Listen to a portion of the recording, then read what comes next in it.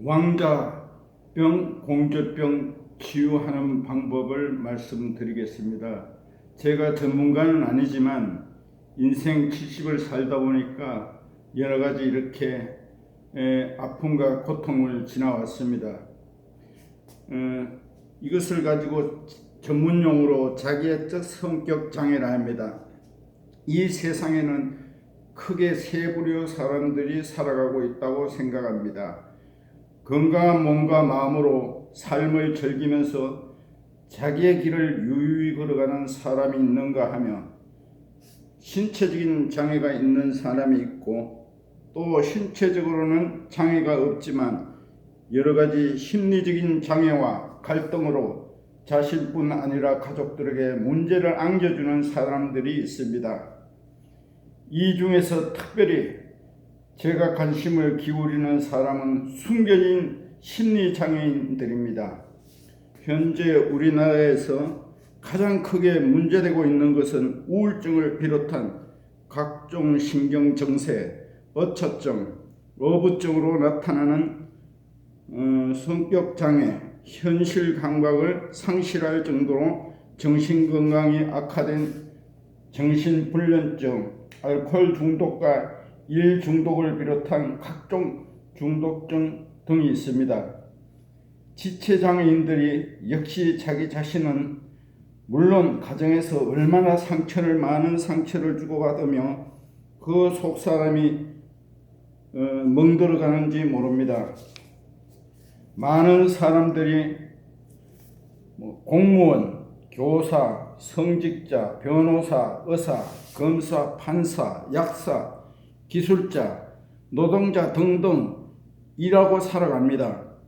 심리장애가 있는데 본인이 모르고 살아가면 주위 사람인 불편을 겪게 됩니다. 이웃이 대단히 힘들어집니다. 저는 나이가 70입니다.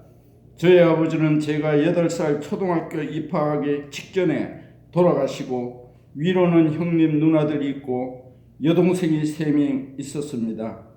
군대 가기 전까지 지독한 가난 속에서 살았습니다. 나도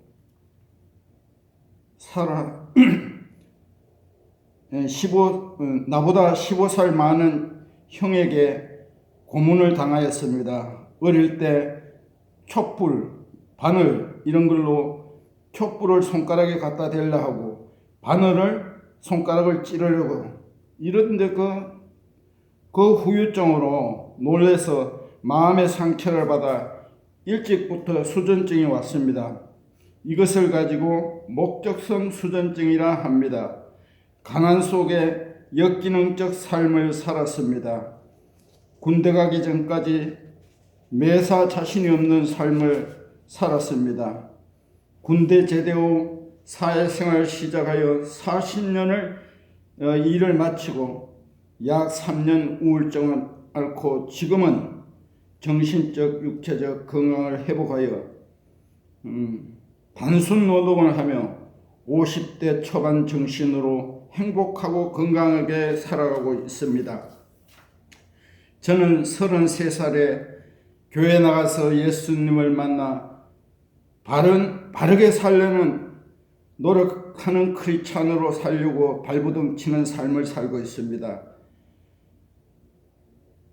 예수님을 믿은 후 자존감이 높아지고 이웃을 더 사랑하며 어떤 경우에도 상대적 빈곤을 의식하지 않고 살아왔습니다. 우울증 3년 기간은 상대적 빈곤을 많이 느끼며 바보같이 살아왔습니다. 우울증 치료 방법은 노동, 자연 속에서 농사를 짓거나 미술에 빠지거나 음악에 빠지거나 책 읽기 등등 이런 것을 하였을 때 치유 방법이 됩니다. 책 읽기는, 책을 읽으면은 누가 옆에서 충고를 하거나 잔소리하면 누구나 상처를 받습니다. 책 읽기는 그 속에 나를 지적하여도 절대 상처를 받지 않고 내 자신을 발견하게 됩니다. 저는 농사 지으면서 치유함을 받았습니다. 유튜브에 나오는 정신신경과 의사들의 강사로 나와서 우울증을 이야기하는데 우울증이 어떤 증상인가, 어떻게 나타나는가 이런 것은 이론적으로 말을 하는데 중요한 것은 치료가 중요한데 그 대안을 제시하지 못하더라고요. 우울증이 걸리면은 정신과 의사들이 그 대안을 제시하는 것은 이렇게 하면 된다는 듣고 싶지도 않고 들으려 하지도 않습니다. 그건 대안이 아니고 저는 방금 말한 듯이 노동에 빠지든가 미술을 한다든가 음악을 한다, 책 읽기 이러면서 치유를 하게 됩니다. 왕자병, 공주병 본인들이 모르고 살아갑니다. 지나치게 가난하게 살았다든가 가인 보호를 받았다든가 이러면은 또 그 마마보이 이런 사람들 나타나는 증상이 나타나는 진단하는 방법은 만 원을 벌면은 만 원 이상을 쓴다는 거죠. 경제관이 아주 조절이 되지 않습니다. 그 어떤 돈을 썼을 때 자기가 할 수 있는 것이 없으니까 돈으로 먼저 내고 돈으로 이렇게 먼저 자기가 이렇게 돈을 팍팍 쓰면서 자기가 이제 그걸로 커버를 한다는 거예요. 자기 부족한 부분을. 또 어떤 경우에도 다른 사람에 비해서 같은 사건에서 지나친 분노를 느낀다. 분노 장애가 있다는 거죠. 저희 아내는 경제관이 아주 좋습니다. 저희 아내는 아이들이 어릴 때부터 주위에서 세뱃돈을 받거나 푼푼히 이렇게 받은 돈을 각자 통장을 만들어서 사회에 진출할 때 1,000만 원이 되든 1,500만 원이 되든 이것을 통장으로 아이들에게 전달할 때 이 아이들은 자동적으로 좋은 경제관을 배우게 되겠죠. 제가 아는 사람 중에서는 참 이렇게 아담하고 이뻐요. 하루 종일 이렇게 보면은 하루 하는 일이 화장을 두껍게 해요. 그리고 또 변비가 있어요. 오전 내내 화장하고 대변 보면은 하루가 가는 거예요. 그리고 어떤 경우에 부딪혔을 때 게으름이 많고 잠이 많고 어떤 사람하고 부딪힐 때 대단한 분노를 낸다는 거죠.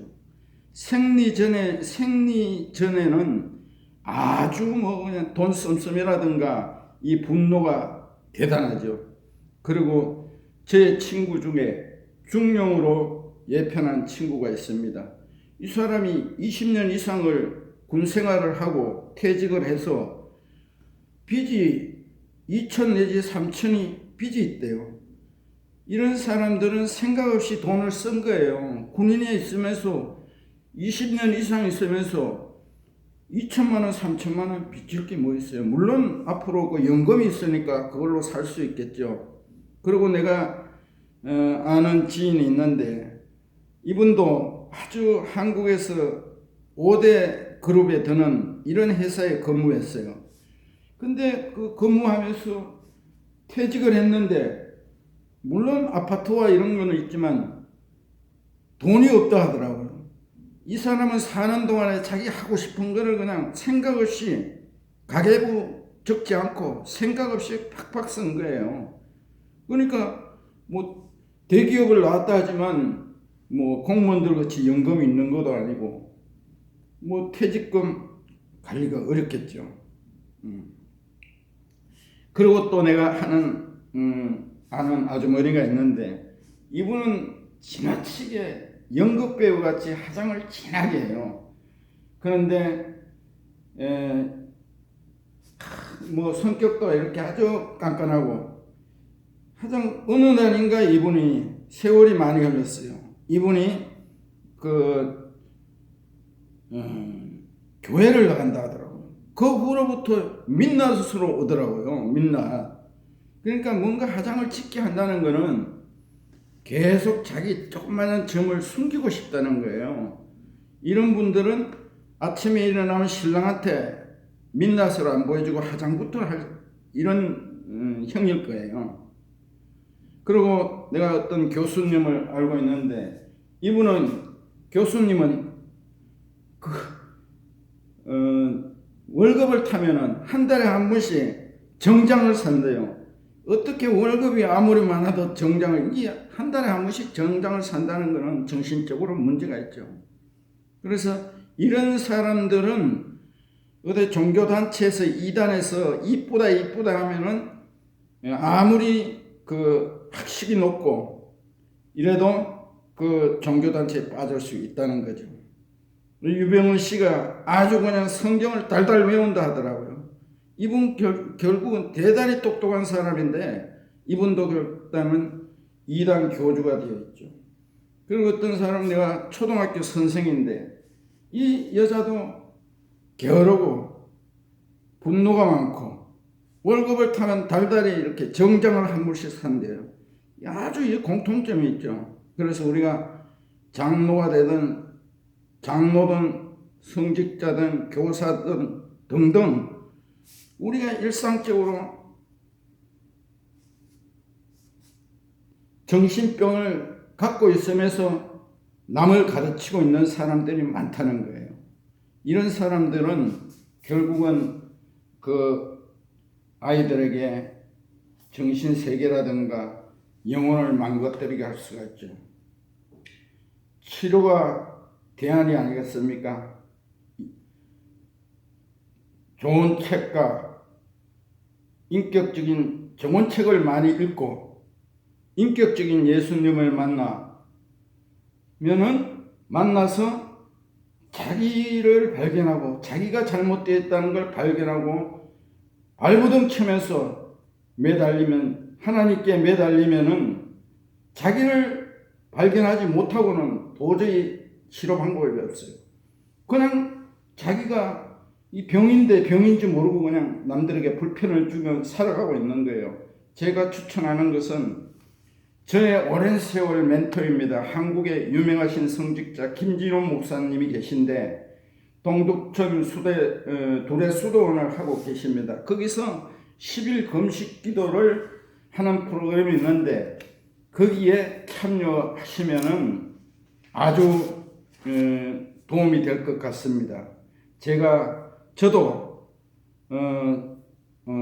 아픔과 역지능적인 고통에 살아본 사람입니다. 제 자신도